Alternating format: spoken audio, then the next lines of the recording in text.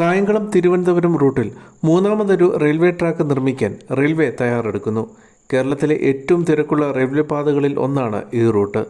നിലവിലുള്ള ലൈനിന് സമാന്തരമായി മൂന്നാമതൊരു ലൈൻ കൂടി നിർമ്മിക്കുന്നതിന് റെയിൽവേ ബോർഡ് ഇതിനോടകം അംഗീകാരം നൽകിയിട്ടുണ്ട്.